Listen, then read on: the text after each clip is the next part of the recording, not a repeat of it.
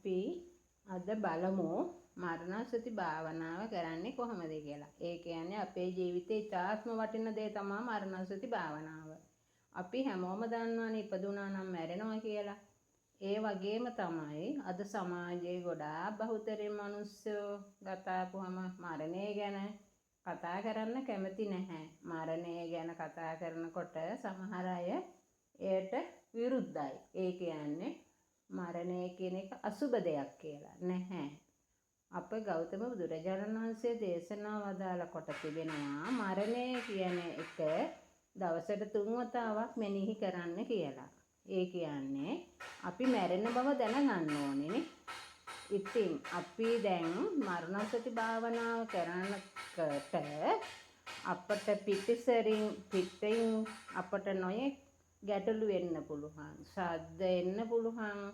එතකොට විවිධ කරදර සත්තුන්ගෙන් හැමෝගෙම බලපාන්න පුළුවන් ගැටලු. එතකොට අපට ඒ ශබ්දවලට අපි කන් නොදී තමන් අදිෂ්ඨාන කරගන්න ඕනේ මම මේ මරණාසති භාවනාව මගේ ශරීරයට කොහොම හරි මේ පිහිටව ගන්නවා කියලා තමන් ධෛර්යයෙන් අදිෂ්ඨාන කරගන්න මරණය ගැන මම සිහි කරනවා මරණාසති භාවනාව මගේ කවට වහනක් වශයෙන් මගේ මේ භාවනාව හරියන්න ඕනේ කියලා තමන් හිතා ගන්න ඕනේ. ඉතින් අපි ඉස්සෙල්ලම පංචශීලයේ පිහිටවලා ඊට පස්සේ අපි මරණාසති භාවනා කරමු. තම තමන් මරණාසති භාවනාව කිව්වට පස්සේ තම තමන් තනියෙන් මරණය ගැන නිතරම දවසකට විනාඩි 15ක් විතර භාවනා කරන්න යෙදෙන්න. ඒක තමන්ගේ ශරීර සෞඛ්‍යයට තමන්ගේ යන තැනට හරිම හොඳ දෙයක් වේවි. එහෙනම් අපි පංචශීලයේ පිහිටා ගමු. නමෝ තස්ස භගවතෝ අරහතෝ සම්මා සම්බුද්දස්ස. නමෝ තස්ස භගවතෝ අරහතෝ සම්මා සම්බුද්දස්ස. නමෝ තස්ස භගවතෝ අරහතෝ සම්මා සම්බුද්දස්ස. එහෙනම් අපි පංචශීලයේ පිහිටවලා සමාදයි. දැන් මරණාසති භාවනාවට යෙදෙමු.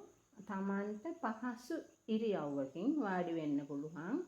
කොන්ද ඍජුව ඒ කියන්නේ කෙලින් තබා ගන්න. බිත්ති වලට ඇලවෙන්න හේතු වෙන්න එපා. කොන්ද නමන්න එපා. තමන්ට පහසු ඉරියව්වකින් ඉන්න පුළුවන්. හොඳයි. ජීවිතය අනියතයි. මරණය නියතයි. ඉපදුනා වූ සියලු සත්‍යයන් මරණයට පත්වෙත්වා.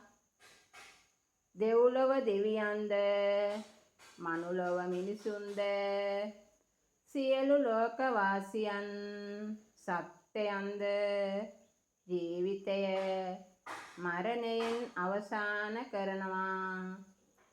සතර අපාවාසී සත්‍යයන්ද මරණය ජීවිතයෙන් අවසන් කරනවා.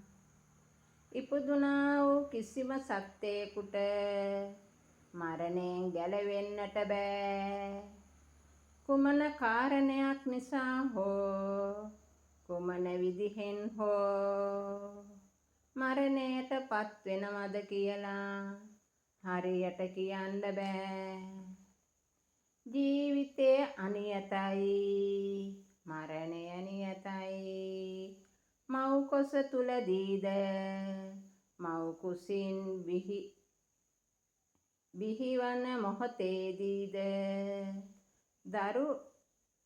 දරු කාලයේද ළමා කාලයේද තරුණ කාලයේද මැදියම් වයසේද මහලු වයසේද ඕනම කෙනෙකු මරණයට පත්විය හැකියි.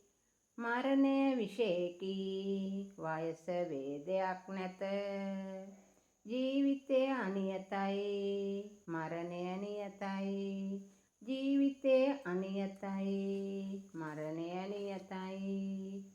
ධනවන්ත පුද්ගලයන්ද දුප්පත් පුද්ගලයන්ද උගත් පුද්ගලයන්ද නුවගත් පුද්ගලයන්ද බලවත් පුද්ගලයන්ද දුබල පුද්ගලයන්ද කුලවන්ත පුද්ගලයන්ද කුලහීන පුද්ගලයන්ද මරණයට පත්වන්නේය. මරණය විශේෂකි. හුදගල ભેදයක් නැතැයි ජීවිතය අනියතයි. මරණය නියතයි.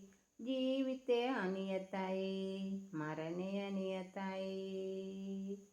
උදේ කාලේද දවල් කාලේද සන්ධ්‍යා කාලේද රාත්‍රී කාලේද ඕනෑම පිරිමියෙකුද ඕනෑම ස්ත්‍රියෙක් මරණයට පත්විය හැකි. මරණය කෙරෙහි කාල ભેදයක් නැත. ජීවිතය අනියතයි. මරණය නියතයි.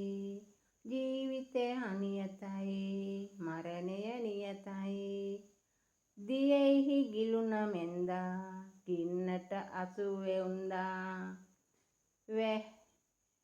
වැසිවෙහි නිසාද ලෙඩ රෝග නිසාද හදිසි අනතුරු නිසාද මිනිස්සු නිසාද